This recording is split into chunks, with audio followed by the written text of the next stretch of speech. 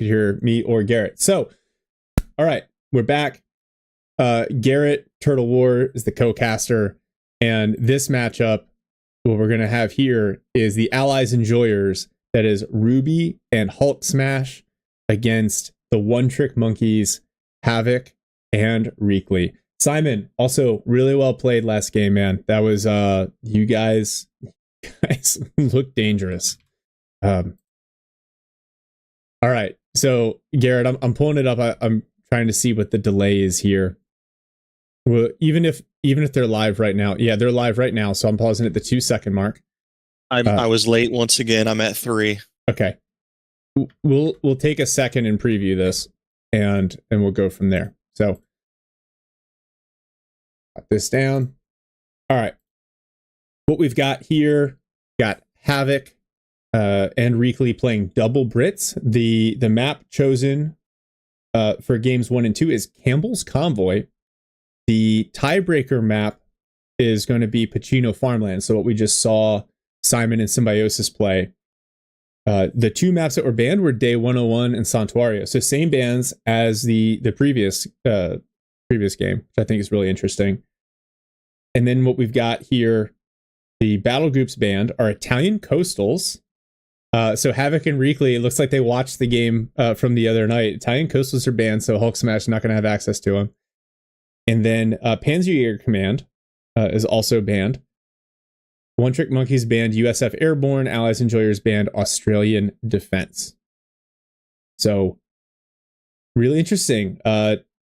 Coastals banned. That is wild. Maybe, do you think that has something to do with Campbell's Convoy?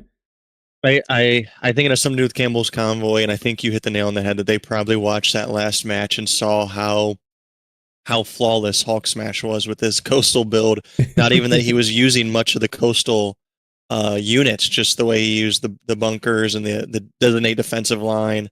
Imagine if they do that on this map, on one of those fuels.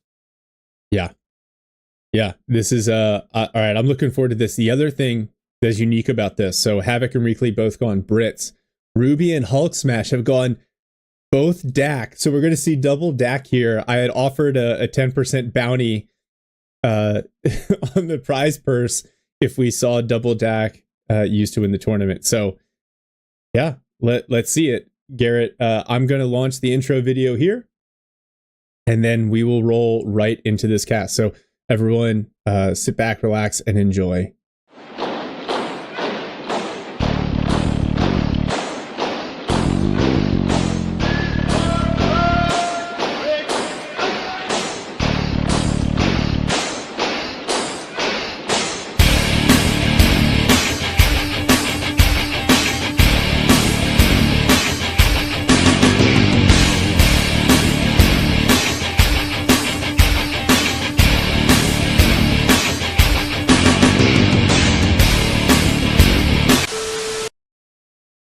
All right, we're here. Gonna reset the scoreboard, and we are ready to go. Garrett, unpausing for you in 3, 2, 1. Unpause. Now at 5, 6, 7. Okay, in teal on the bottom side of the map. I hate that North is not up. Is Havoc, his partner Reakly here in blue. See double Sapper from Havoc, Sapper Vickers from Reakly. Double DAC on the opposite side. You got HulkSMASH here in purple. He's immediately going Krodschützen and Panzer Grenadier. Ruby has immediately gone for Italian combined arms. So you see Bersaglieri and a second Krodschützen. Okay. All right. We'll see where this goes in terms of map control, double Krodschützen on the field, and how they scale. Ruby and HulkSMASH obviously very, very good. So actually everyone at this level is just kind of insane. I had to play against Havoc and Reakly twice yesterday, and it did not go super well, helping them warm up for the tournament a little bit. Yeah, these are 4 players at the top of their game. These guys are just all phenomenal. We've watched them play in multiple tournaments, and they just always impress me. Yeah. Ruby, I guess, waiting for a second Bersaglieri squad out. So Havoc has not made a choice. Yes, Reakly has locked into heavy armor, but hasn't made any choices there from the battle group. So we'll kind of see section command post out for both Brit players. Section on the field for Reakly, a dingo on the field for Havoc. Dingo's already chasing off the crotch hits in here on this. I'll just call it the south side, the bottom side of the map. Yeah, HulkSMASH locked in espionage. So Simon, you called it. All right. I think this is the first time we're seeing Battlefield espionage. It's been banned in most of the matches. And because Terror was also, that was the one that was unlocked in all the game threes. All the Vicar is just chewing away at that Crotchitson. Meanwhile, these sappers taking a lot of damage at range. This is going to be a pretty complicated combo to handle. The Bursas plus DAC espionage on one side. Yeah, a lot of mobility from the Italian combined arms. Both DAC players now getting their tier 2 out at the same time. And I actually like kind of the Axis double team down here on the bottom side of the map, trying to really pressure this allied fuel. Wow. Applying a lot of pressure. One Bursley squad force off, one infantry section. Oh, the Dingo picks up the Crotchitson, the aggressive Crotchitson play. Wow, and this is really just Reakly kind of coming in to support Havoc here on this fuel point. And so this Axis push rebuffed. This other Crotchitson has to kind of run away for repairs. And now this is going to create some space for Reakly to potentially harass on the top of the map as well.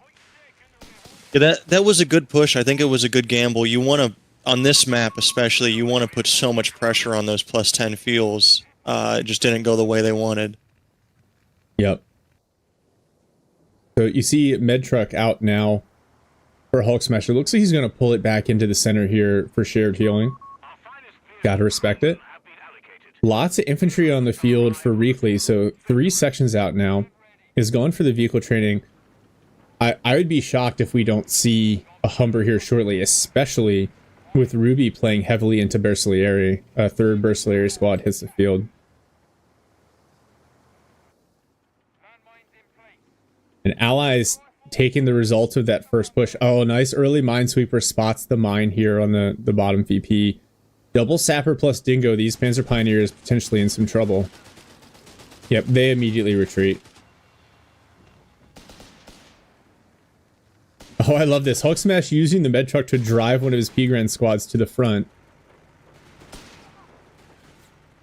So it looks like Ruby's going to settle in, just maintain awareness on the Axis fuel here.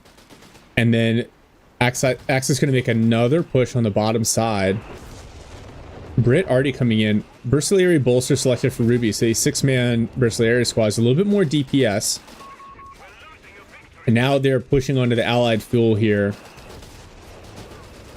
Reakly kind of adjusting over. Ooh, Ruby's going for Mechanized Company. And we saw Ruby do this really well the other night. The combination of units available from tier 3. Alright, so Axis unable to get the cap or decap off on this fuel point. Oh man, this massive British infantry here in the center. I feel like a recon tractor is coming for Ruby. HulkSMASH is taking fire support elements right now, so we might see probably a flak track to deal with all these sections on the field. Yeah, it looks like Reakly was trying to burn down the Crotchitson, meanwhile Ruby just trying to get the Crotchitson some veterancy so it can better support. And HulkSMASH off the field again. So very strong push from the allies here in the early game. And there we see the Crotchitson getting that one, tags the section.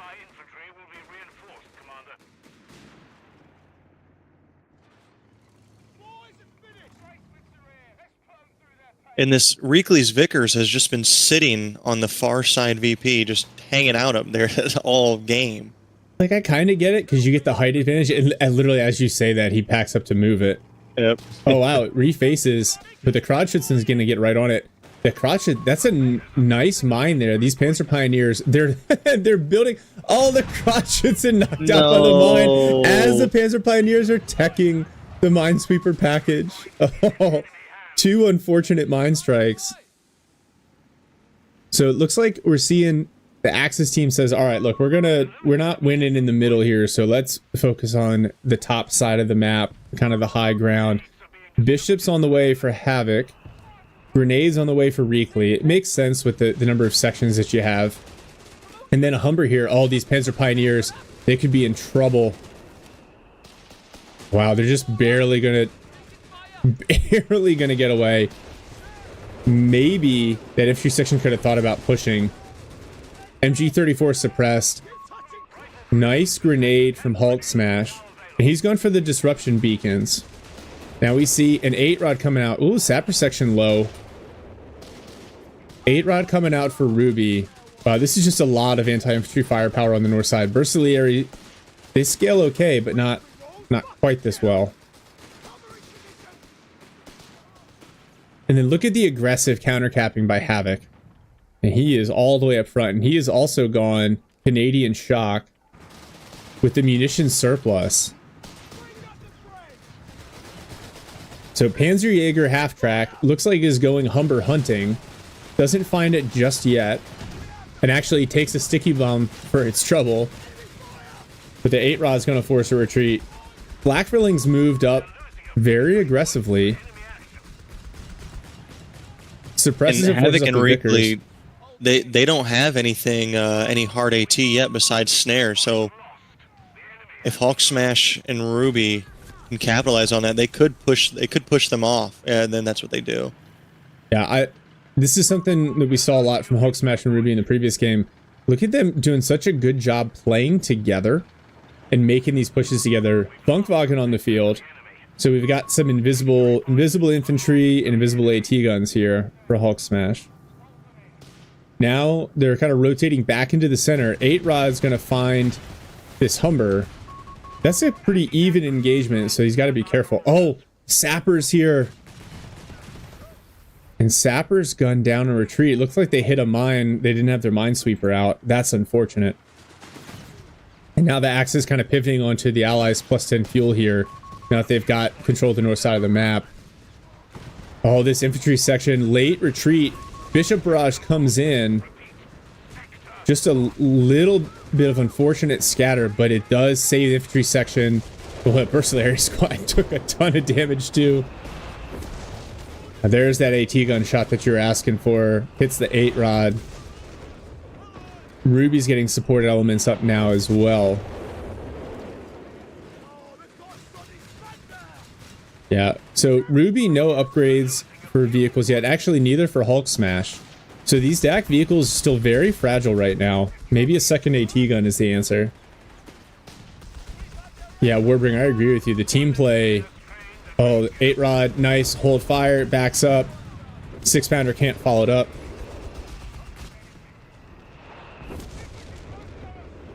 HulkSMASH and Ruby do such a good job of maneuvering together. We saw it in round 2, and we're seeing it again here.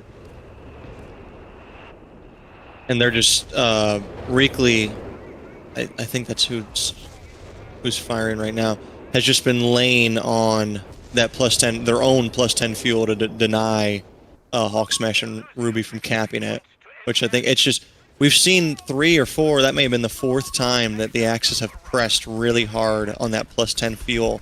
And I don't know if Havoc and Reakly have really pressed on the Axis plus 10 fuel at all. No, they really haven't pushed on that. Now, Havoc has been doing a lot of aggressive capping on the south side of the map, and now Reakly is contesting the top. So it looks like, and this makes sense to me, Havoc and Reakly both phenomenal 1v1 players, like top 5 1v1 players, so they're very comfortable playing wide. But as the game goes on and it gets deeper, you kind of wonder if holding the center is going to be more valuable. Wow, that disruption beacon knocked out by a single shot from the Bishop. So it looks like if HulkSMASH wants, his invisible infantry is going to have to use a Funkwagen to make it happen. Ruby's unlocked a mortar half-track. Love to see it.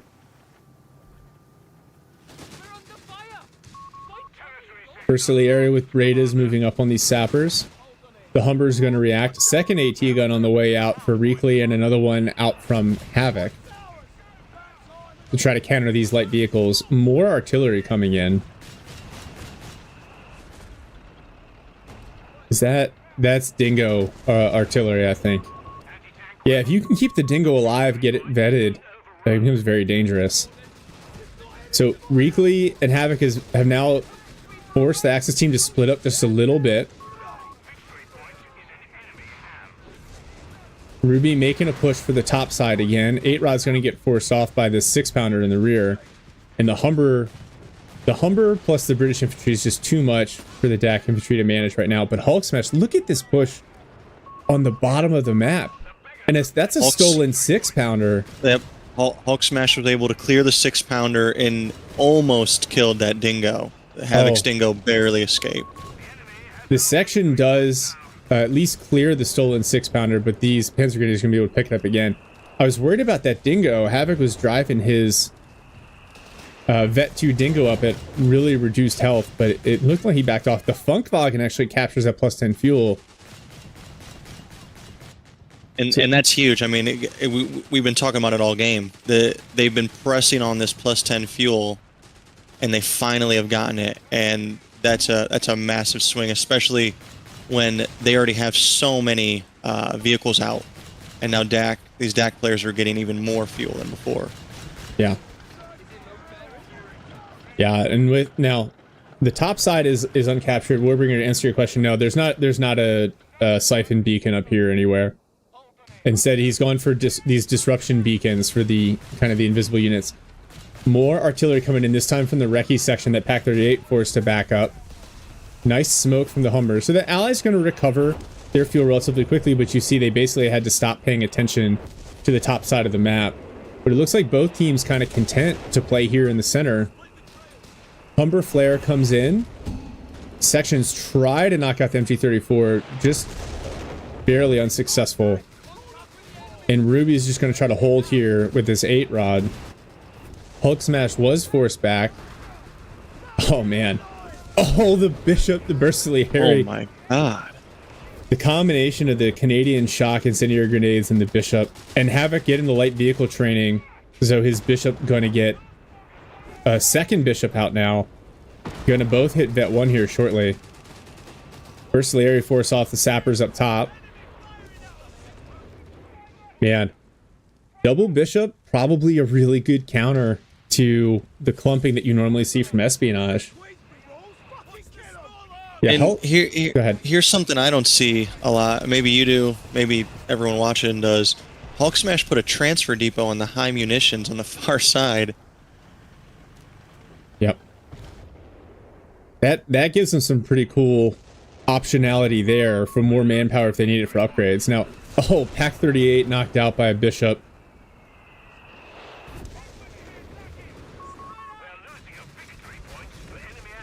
More, I think he's using the manpower to also activate some of these disruption beacons to maintain his camouflage coverage.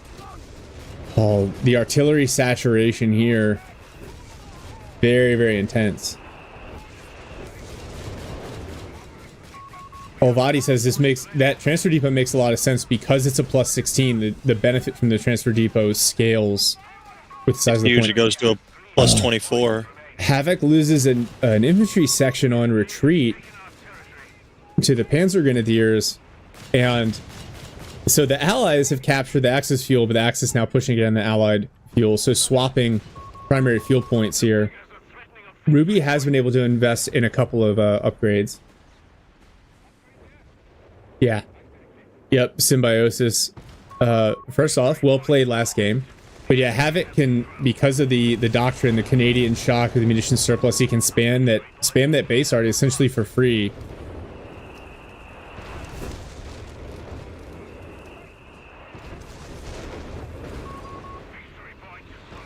Little machine gun standoff here in the middle. The machine guns finally spot each other. Mortar half checks there, so that will potentially flip. Axis looks like they're going to recover their fuel.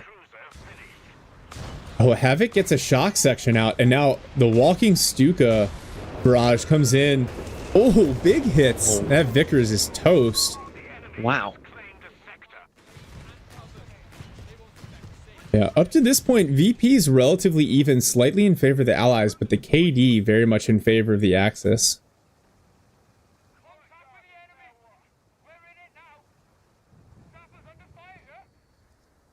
Transfer depot being rebuilt by HulkSMASH. Must have been the Bishop that knocked it out. Havoc didn't tech Burnout, but Burnout should also be able to instantly kill a transfer depot. Oh, now a Crusader on the field for Reakly. Panzerjägers take a ton of damage. Ruby's going to counter with a Panzer III, which with some of the upgrades available, that's still potentially pretty powerful.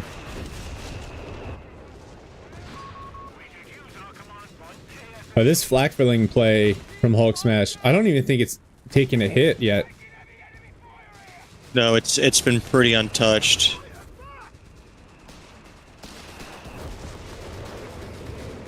Versalieri chipping away at the 6-pounder. Oh, look at all this artillery coming in. Crusader now. It's nonstop, but I think that's the right call. You just got to keep it pouring on them. They need to hope they get some really nice hits and are able to take out something. I mean, if they could target the Funk Wagon or the Stuka in the back and try to counter Artie. Oh my gosh, look at all this artillery coming in. The Bishops, the base Artie, that Pigren squad down to just a shred of health. Walking Stuka to counter. Going for the Bishops, doing some minor damage, but not cleaning anything up. Second Crusader on the way for Reakly. Axis about to get the triple cap on here.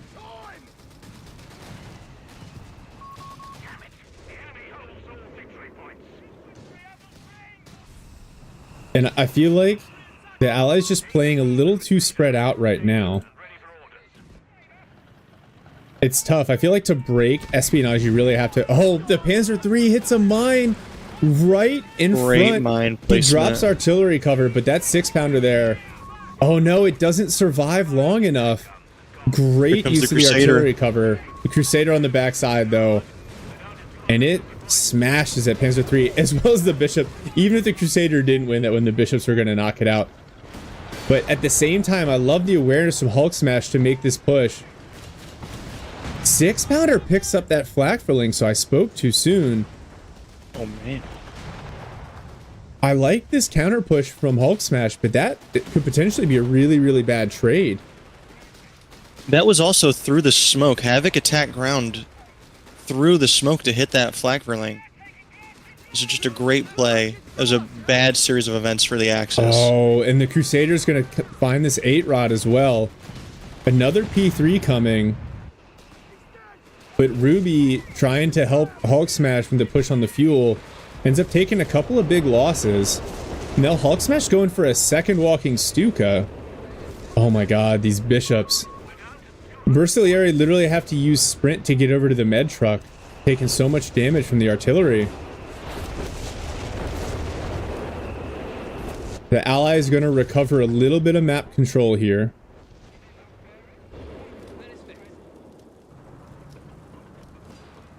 Yeah, that was interesting. I don't know if Ruby had much. I don't know if there's any really mines on that far side where that Crusader picked up that 8-rad. So yeah, he had free reign to drive all over that. Whereas when they pushed with that P3, they hit that one mine and just were dead in the water. Yep. Really, really good mine placement. I love the mines kind of on these like lateral movement where your enemy's trying to flank you or cross to support a teammate and you can catch them with a mine. That can be really, really nasty. All right, HulkSMASH has now unlocked the incendiary munitions, but more Bishop barrages coming in, so he's going to spend a fair amount of time diving here. Ruby is fully flipped to the south side of the map, trying to cap up this VP. Bishop barrage is coming in. Oh wow, the Canadians hit their own flame and are forced to retreat. So I like this from Reakly. This is really aggressive, getting on this Axis fuel. And it looks like the Axis is going to make a play for the Allied fuel here in the center. A third Crusader about to come out for Reakly. Havoc teching up to tier 4. Look at these. Ruby diligently minesweeping now. These 2 Crusaders coming in from Reakly, then Ruby not having much to counter them.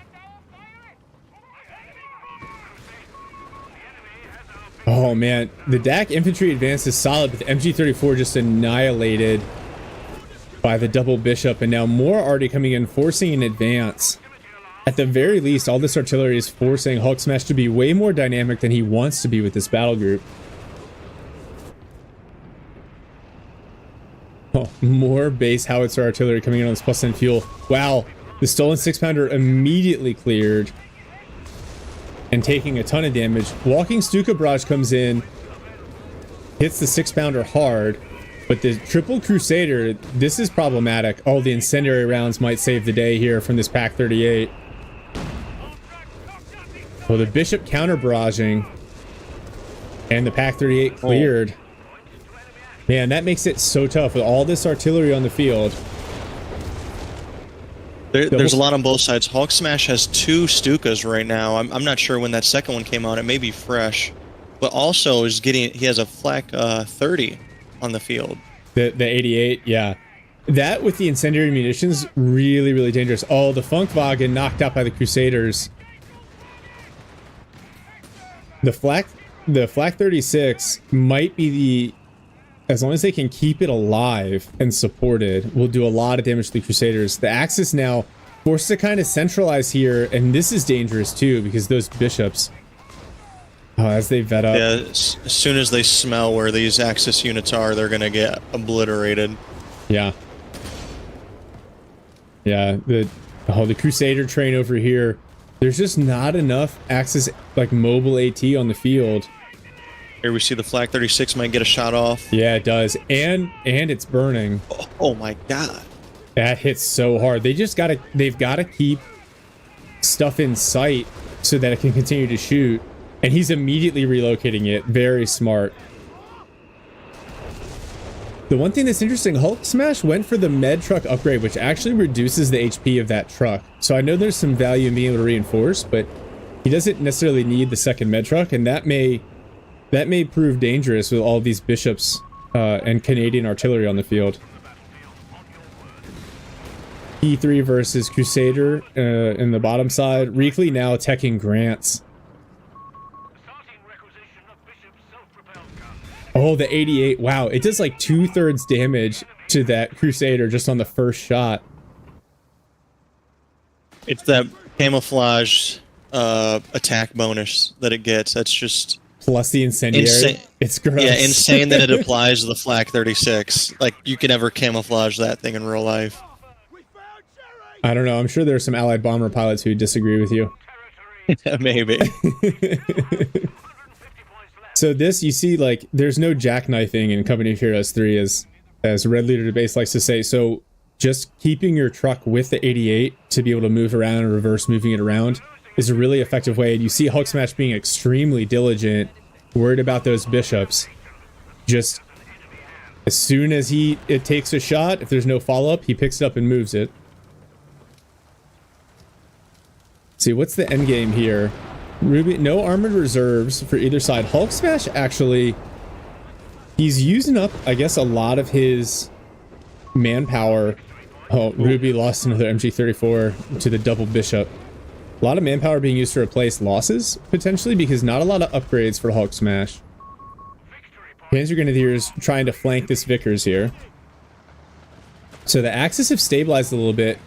Look at the double Panzer III in the south side, but there's double Crusader to oppose it. Oh man, Reakly going for a fourth Crusader. Oh, these Panzer Grenadiers. Knocked out by the Crusader train. Black 36 is going to force them away, but obviously not going to get a kill. Oh, now a big push here from Ruby, trying to gun down these Crusaders. 6-pounder on the flank, so the P3 is forced to back up. Good push there from Ruby. This is a close one.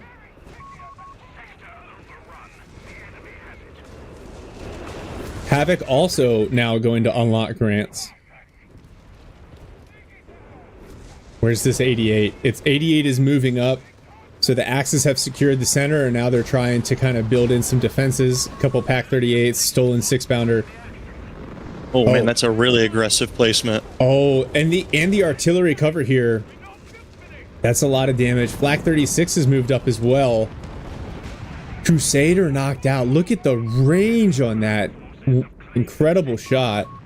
Well, Reakly's 6-pounder took out that med truck, just like you were talking about, and now this Flak 36 is just stuck very deep in Allied territory. Yeah, now, fortunately, HulkSMASH has another med truck available. Actually, I think he can also tow with this half-track, so maybe we'll see the half-track move around. Oh, yep, we're seeing it. There we go. Nice. Well played, Hulk. All right, so the Axis, having secured the center and the south side, or the bottom side of the map, now kind of reestablishing here in the center. What do you think? Do you go for the triple cap here? Do you get aggressive, or do you just try to continue to force some clean trades?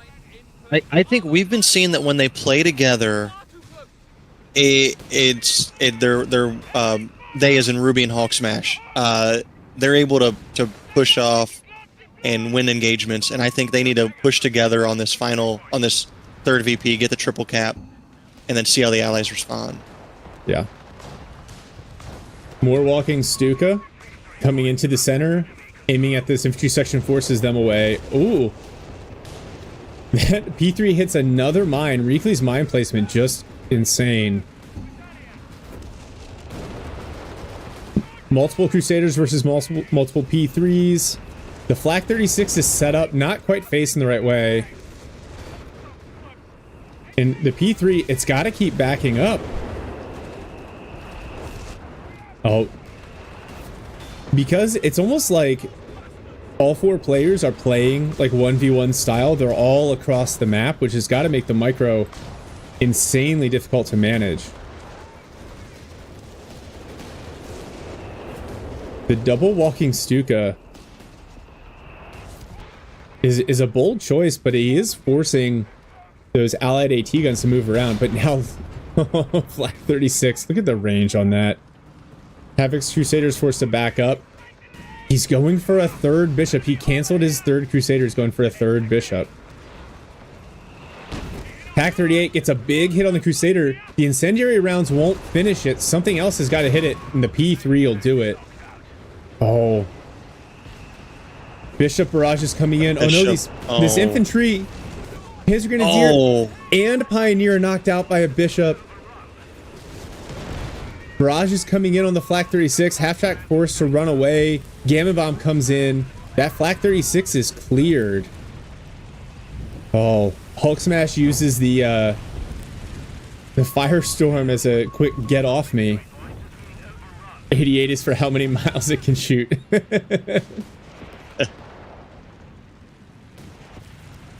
I think we're seeing the unbearable weight of these bishops just start to crush the allied forces. I mean, HulkSMASH has 6 units on the field right now.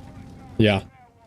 I mean, that's the danger. The espionage battle group encourages you to kind of play static and centralized for all that synergy, and it makes it really, really difficult. But the Axis looks like they're going to get a triple cap on here, which gives the allies 2 minutes to recover. The weight of forces on the field would tell you that the allies have the advantage, but this is going to be extremely problematic if they can't get some coverage. Walking Stuka Barrage comes in on some team weapons, does a lot of manpower damage, but actually it's telling the allies have closed the KD gap pretty significantly. Oh, Bishop's counter barraging the Stukas. Wow. Oh, wow. So close. HulkSMASH, he's floating a lot of manpower, and he also has armored reserves. I expect we're going to see a Tiger here very shortly. I think we're going to see a Tiger in about a minute and a half, I'd say. Yeah, he probably... Maybe a little bit longer. I think he needs emergency repair kits to be unlocked, though. That transfer depot paying for itself. Meanwhile, Ruby floating a ton of munitions. It's a shame you can't trade resources with your teammates when you need to. So the allies have undone the triple cap. More Stuka coming in. Go ahead. At this point, as the allied players, you're at the 30-minute mark. You have to be expecting a Tiger of some kind, especially going up against 2 DAC players. I mean, you can assume Ruby's not doing it with the amount of Panzer IIIs they have on the field, but you got to have something. I wonder if they will start refitting these Crusaders for grants or getting out 17-pounders. HulkSMASH lost another P-Grand squad trying to cap the north. All of these Bishop barrages coming in, causing a ton of manpower bleed. 3 bishops. Havoc getting his 3rd Crusader out now. Plus you got the Vet 3 Dingo. You've got the Recce sections. It's so much artillery. Meanwhile, the double walking Stuka on the opposite side.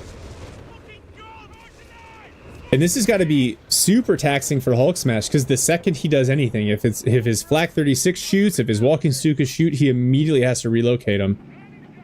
Now the Tiger's here. Ruby has not unlocked armored reserves yet. Yeah, it is Tiger time, or Tiga Zeit. So Reakly's he's going for a 4th Crusader. It's interesting because grants have been unlocked for both Brit players. Reakly has armored vehicle training. Havoc also has armored vehicle training. But I think if they're content with these Crusaders, I wonder if they're going to react to the Tiger. And the Crusaders can just upgun if they need to. Oh, HulkSMASH, be careful with this Tiger, dude. 3 Crusaders, really 6 Crusaders on the field. Havoc top capped. You don't want to overextend your Tiger there.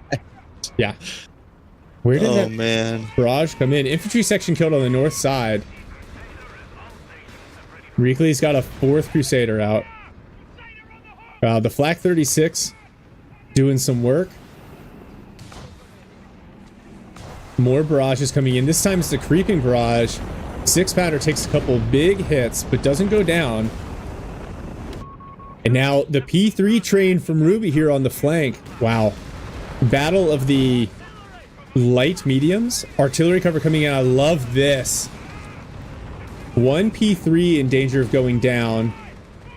Flak 36 has moved up.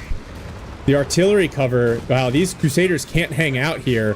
1 Crusader knocked out. Flak 36 doing a lot of damage.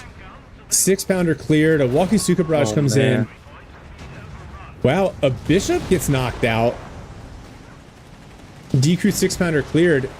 3 of the P3s still left. Havoc's Canadians came around the flank and took out one of the P3s with a Piat. And the Tiger arrives a little late to the party. That was a nice push, though. Oh, no. The Bishop barrages knock out another med track, knock out the AT guns, Flak 36 down to just 3 models, and the P3's forced to back up to repair. Ruby's got the auto repairs. Oh, and the Tiger engine critted as well. No, they have not upgunned yet. So Axis still have the VP ticker on. About 3.5 minutes left for the Allies at this rate. Oh my god, Havoc has demo engineers on the field. This is amazing. I love it. I love it. He's like, I don't need the crocodile for this. I need my engineers to be as chonky as possible. Hell yes. P3's trying to prevent... Oh no, one of the P3s gets sticky bombed. At this point, it's so low health. The Bishop could potentially kill it. The Flak 36 being decreed is also huge. Flak 36... Oh no, I thought it was destroyed for a second, but it's not. Crusader train comes in. 1 P3 knocked out. A second knocked out. Crusader's super low health. Panzerjägers kill 1. Tiger chips away at the other. Pack 38 cleared. Man, they really need that Flak 36 in the fight. Panzerjäger smashed. Oh no, Crusaders find the walking Stukas.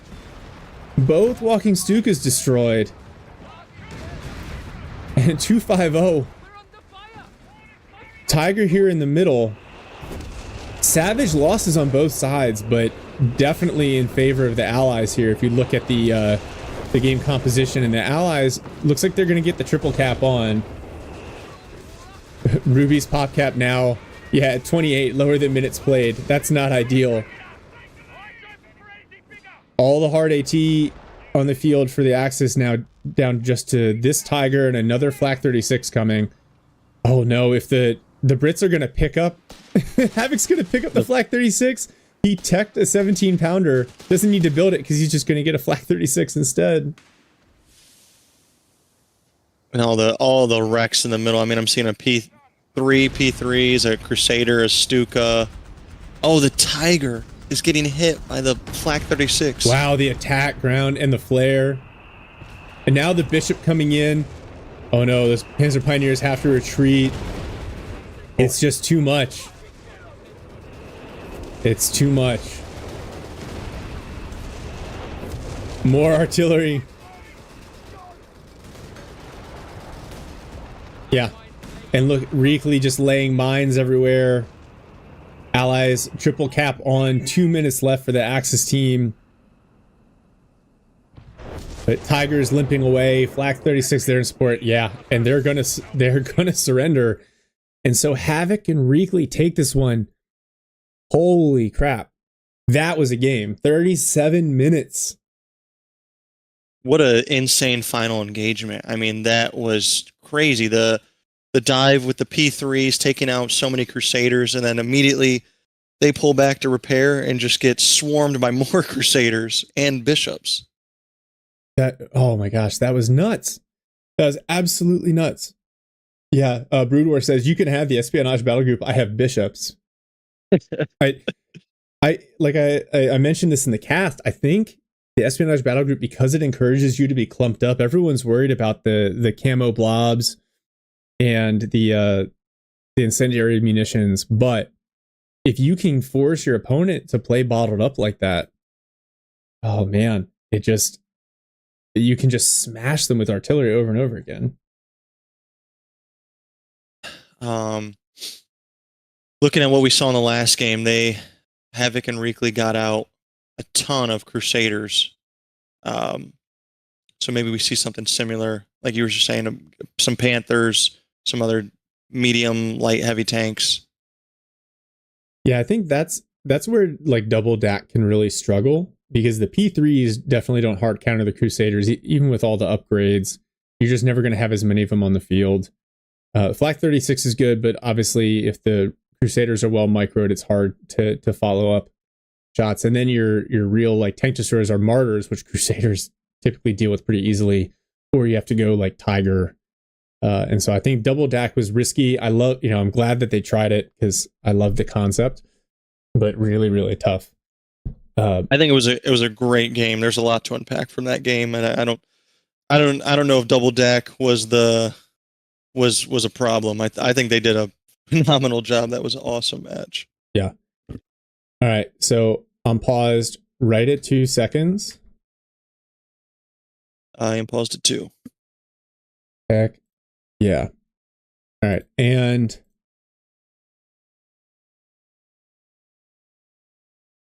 let me just check this here. All right. Scoreboard is correct. And we're good to go. Unpausing in 3, 2, 1. Unpause. I'm at 4, 5, 6. Okay. Ruby here in blue on the top side of the map playing Brits. No immediate battle group selection. We see Sapper Vickers section command post. HulkSMASH immediately locks in special operations. Yes. Thank you, HulkSMASH. Weasel on the field, as well as some scouts and building a barracks. All right, you love to see it. Maybe some whiz-bang action coming. Who knows? Oh, yes, please. Give me more. Now, Reakly here in purple. No battle group selection just yet. Pettenkrod out, as well as a Grenadier squad. Havoc in red playing DAC. Krodschützen into Panzer Grenadier. And also no battle group selection. Yeah, the mobility you get from the Weasel. Weasel's such a good unit. And you know what? I think, like, as much as I wish it had an MG right off the rip, I'm glad it doesn't. I think that allows it to be really balanced. But it's such a fun unit. This is honestly, I might be in heaven. I mean, I saw a Vet 3 Dingo, demo engineers, and now a Weasel. This is just, I'm having the time of my life.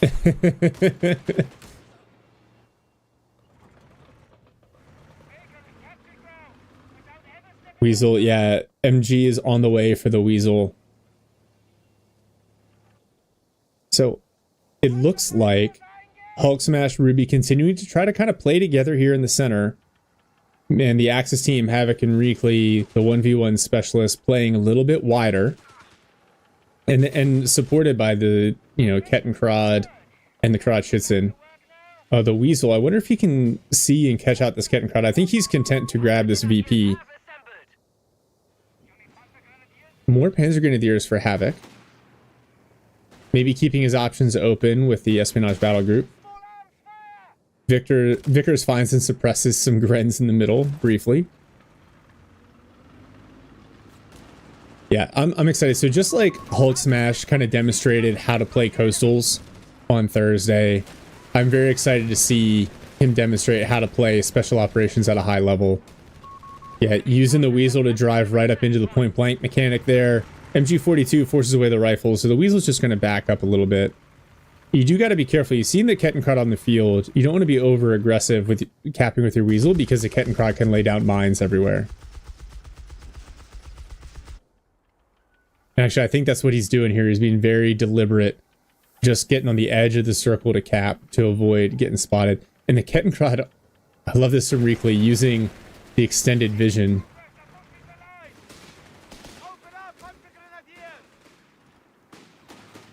Havoc with a double Panzer Grenadier push right down the middle. And here comes the Vickers from Ruby to kind of zone them off. Yeah. So Reakly's locked in breakthrough and is actually going for tier 1 officers' quarters. So we might see 2 Grens and an MG42. We might see some more tier 1 play here. Kettenkrad's going to lay a mine down. HulkSMASH going infantry support center. Ruby and Havoc teching as well.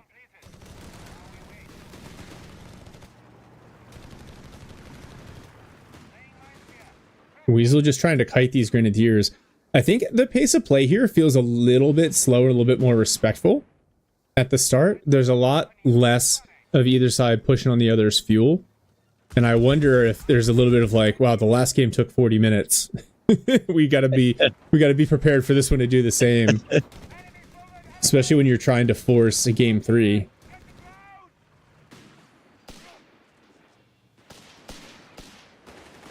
Havoc with 3 Panzer Grenadier sections. This is actually a pretty good counter, and to Ruby's build, especially because one of Ruby's infantry sections went for Boys AT rifles.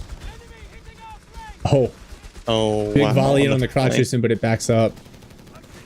This is a lot of anti-infantry DPS for Havoc, and not a lot for Ruby. I wonder if we're going to see a fast Humber here.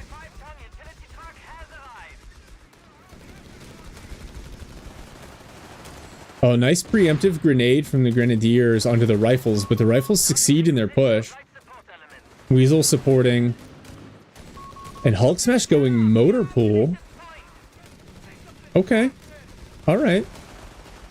Nice dodge there from Hulk. Gren's forced off. P-Gren's now suppressed. Wow, so the Allies force a pretty big Axis retreat there. Worth noting, HulkSMASH still doesn't have engineers out, so no minesweepers yet. Ruby teching bishops. And Havoc is going fire support element, so we should see a flak filling here shortly. Reakly going Luftwaffe company.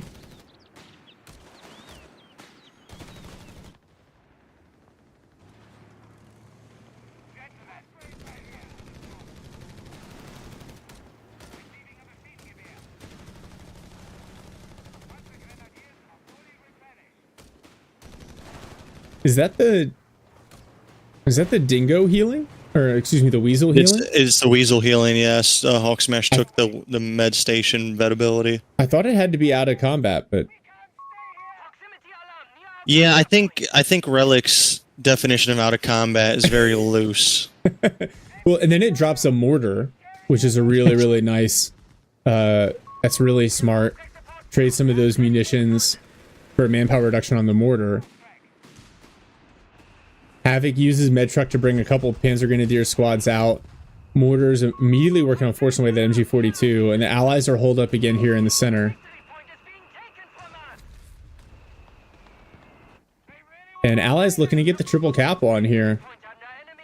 That crowd shoots in at Vet 1 will actually do pretty good damage to the sappers at range. Man, Ruby, I feel like Ruby's storing up a lot of manpower and a lot of resources. It's probably got to be for a bishop. That's the only thing I can think. Brood War, that is funny. Trying to assemble a mortar base plate while things just rolling around. Well, it's interesting. Ruby did tech. They did tech the bishop, but they just started a Humber and then canceled the Humber. Oh, Ruby? So I think they're deciding now between Humber or bishop. And Ruby lost a sapper up top to these Panzer Grenadiers. Rebuilding that now. That'll delay the bishop just a little bit. Flak filling hits the field for Havoc. Reakly with the 221. Oh, nice mine. But this 221 might catch this captain out. And that's potentially a big loss for HulkSMASH. Oh, yeah, there's no way this captain is going to survive this. Oh, HulkSMASH fumbling. Oh, no, actually, he has the AT set up on the perfect flank now. Nice hit. Greyhound coming in. Yeah, wow, what a nice pickup from Hulks. You don't want to lose the captain, but that was a really nice setup with the flank. And the Greyhound just rolled up on the Pios that had just finished laying a mine and shot it and detonated that mine. I heard that. Oh, and he nice incidental dodge on that other Kettenkrad laid mine. Greyhound looks like it's going to, considering diving. Oh, but HulkSMASH loses the Weasel to a combination of flak filling and the Panzer Grenadier. No, not the Weasel. All right, Humber out for Ruby, trying to chip away at these Panzer Grenadiers. Reakly would chase. Yeah.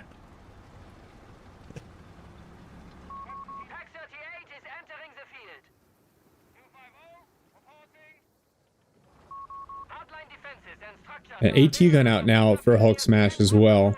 Oh my god. Reakly has a Panzerbushka on the 221. So he rebuilt his 221 and put a Panzerbuchse on it. Okay. That is awesome. You know, I think that's a better counter for the USF half tracks, but considering you've seen the Greyhound, you're probably shouldn't be as worried. I wonder if that was a misclick. I find the radio antenna upgrade so much better for the 221.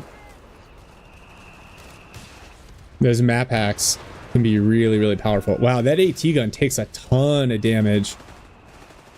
All right, first bishop finally out or on the way for Ruby. HulkSMASH investing into his rifles a little bit with BAR upgrade.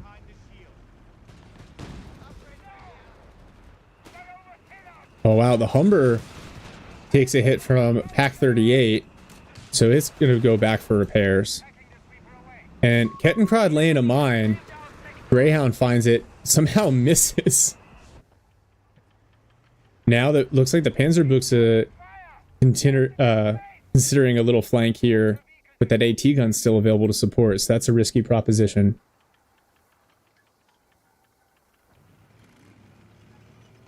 And so Axis player is going to roll up the flanks here.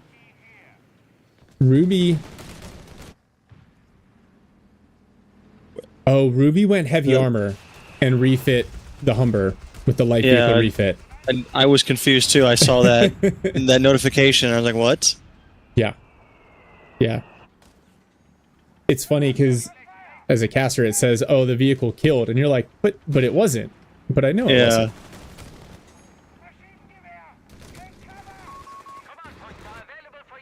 So it looks like Havoc thinking about starting to kind of creep his way into the middle here.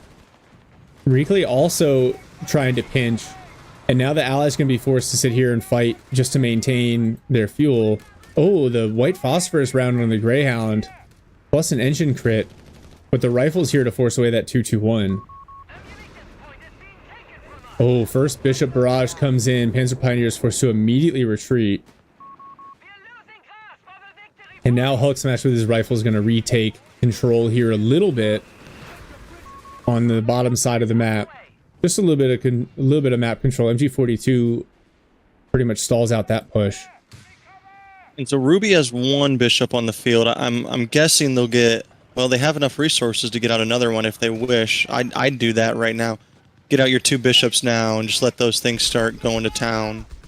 Yeah. We saw in the previous game that you don't need, like, 2 bishops is not a requirement, right? Simon and Symbiosis made 1 work really, really effectively.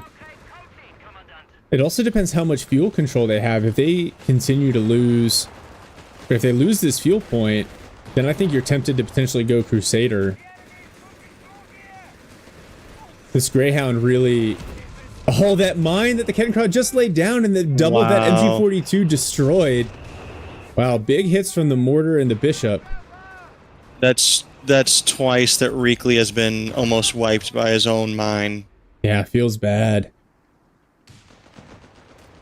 Ooh, canister shot on the Greyhound.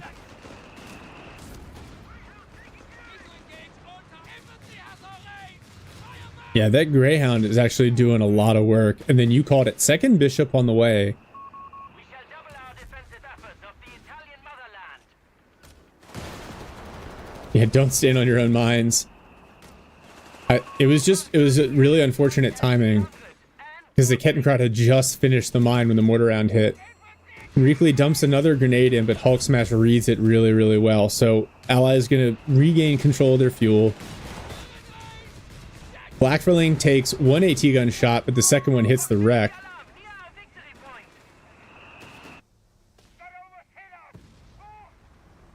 It's...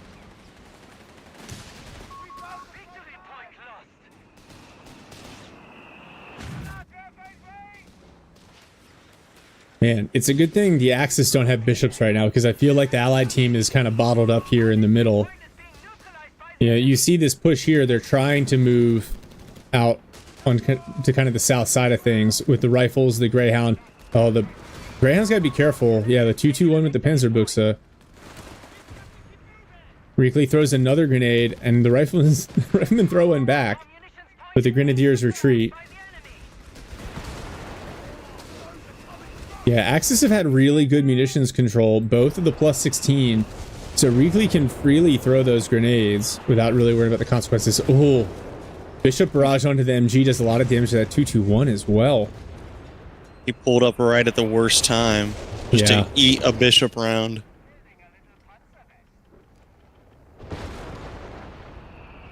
So yeah, definitely a slower paced match than the previous one.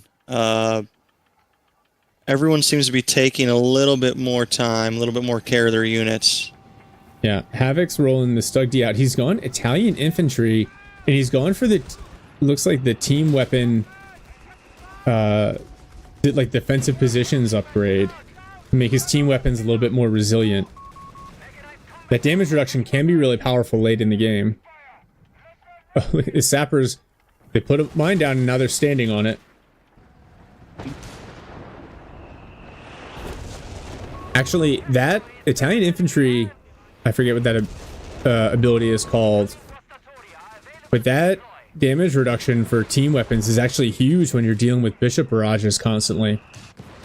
Prepared positions. Prepared positions, thank you.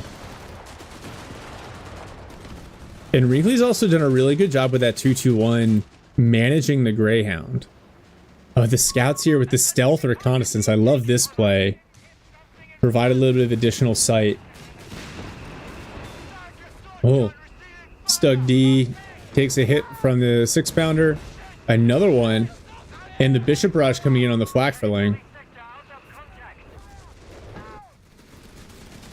HulkSMASH with a nice push here, but he may get pinched. Jaegers and Grenz on the flank. If the he sees it just in time and say if the Greyhound gets Fausted, this could be really bad. This 2-man rifle squad. Oh, that's a really, really bad retreat path. That is a horrible retreat path. Oh my god. Yeah. Especially with the additional Jaegers on retreat. There's no way. Yeah, rifle squad goes down. That's unfortunate. He's got the Whizbang available, but we haven't seen any of the upgrades from the Infantry Support Center. Whizbang rolls out on the field. All right, let's go. Allies leaning on the artillery. Double Bishop into Whizbang. This Axis infantry that Reakly has set up here. This is gross. Oh, nice grenade on retreat. They may pick up the sapper squad as well. Yeah, it looks like it. Those, oh man, the DPS on those Jaegers, just insane. And here comes the whiz bang. Nice. Oh, a couple of big hits. Oh, the Jaegers dodge it just in time. Great move by Reakly not to just hit retreat there, because if he did, he would have retreated right into the path. Probably would have put him right on those barrages. Yeah. Bishop's working on the Pack 38 there.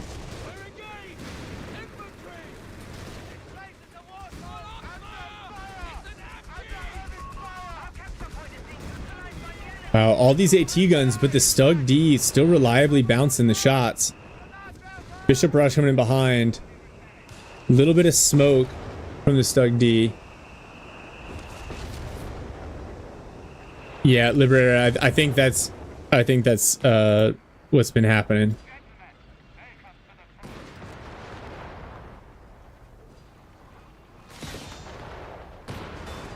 And good thing this Greyhound has the armored skirts. It's made it a little bit more resilient to these Panzerbuchse shots.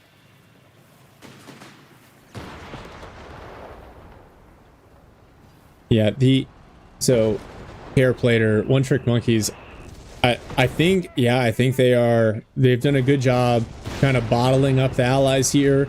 They're now pretty substantial VP lead. Stug D with an aggressive push. Yeah, and just the fact that the Stug can just eat up those AT gun shots is also really, really tough for the allies to deal with. And Havoc's got vehicle survival and emergency repair kits. So that is a fully tricked out bonus health self-repairing Stug D. That's going to be a problem to deal with, especially with HulkSMASH investing into the whiz bang rather than tier 4. I think no tank depot yet. This whiz bang barrage does some damage, forces a retreat. Oh no, Ruby lost another sapper section up top to Havoc.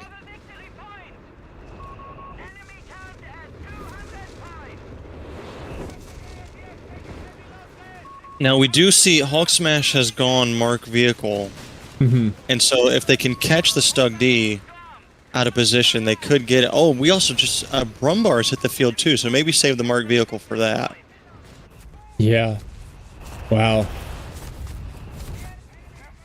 Ruby has lost the infantry section on the top side again. This is problematic for the allies. Those losses start to hurt that accumulated veterancy. And now Brumbear here. Oh, big hit. You see a second whiz bang out for HulkSMASH. Man, I love the idea of the whiz bang, but I think usually the dodge just comes in. Look, there you got one model kill on the Panzer Grenadiers. They just immediately retreat and they get away. Maybe he's hoping he can get these whiz bangs to vet 1 and then jettison the launcher and get some Sherman. Yeah. Now the Axis sitting on both flanks, and they're about to push into the middle here. You see a Crusader coming out for Ruby. The double Bishop's just not hitting as hard. Maybe it's the mobility in the build. The Stug D seems to be a really nice choice. Stoss trooping on the way for Reakly. Oh, another whiz-bang barrage. But again, like, you're not killing anything, just forcing away units. So the second whiz-bang, man, that's tough. Invest in 2 whiz-bangs and just not getting the kills that you need.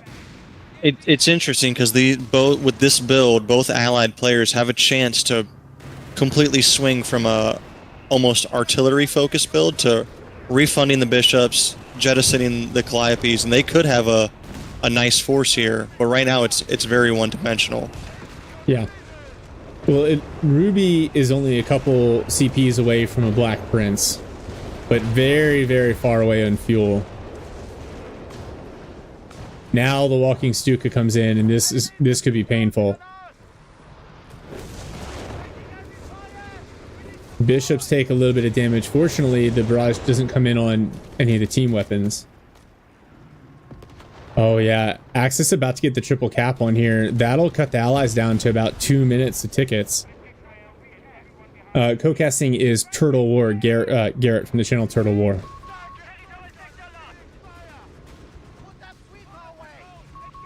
And now Havoc going for a martyr as well. Nice. Crusaders being refunded. I think Ruby may just should refund all the bishops and go for and get out Prince. something. Yeah, Whizbang Barrage again, like it's forcing the units off, but it's not getting any kills, and that has got to be super frustrating for the allied players. And these Stas troop in here in cover, supported by mine, supported by Brumbear. The allies looks like they're going to try to sneak in. Oh, the registered artillery from Havoc. They decap the center VP, but oh man. There's just too much here on the field from the Axis, and the allies don't have enough counters, and they need to get on 2 of these victory points immediately.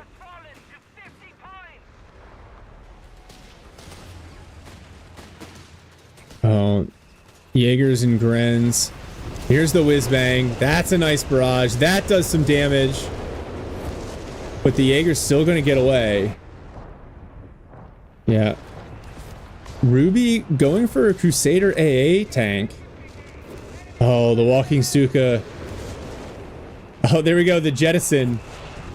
So 1 Sherman out now. A Whizbang without a Whizbang. Diving this 2-2-1. HulkSMASH and Ruby trying desperately to get on the South VP. More registered artillery coming in. Oh, only about 20 seconds left.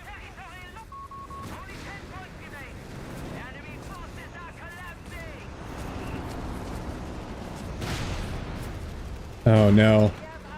And that's it. The one-trick monkeys. Wow, they took out the Allies Enjoyers. Garrett, after we watched these guys play Thursday night, I did not see that coming. Yeah, they looked phenomenal. I mean, they looked great in these games. It's just that last game, I think their build may not have really synergized the way they wanted it to. Yeah. Yeah, I think you're exactly right. We didn't get enough out of this special operations battle group. Yeah, Simon says they went too off meta versus the full meta. Yeah, the off meta stuff is really, really cool to watch, but sometimes it just doesn't, like, the meta is the meta for a reason, and sometimes it just doesn't work. Wow. So yeah, caught me off guard just a little bit with the way that one played out. Havoc, well played, man. Yeah, so obviously good game, well played all the way around. Reakly, Havoc, well done.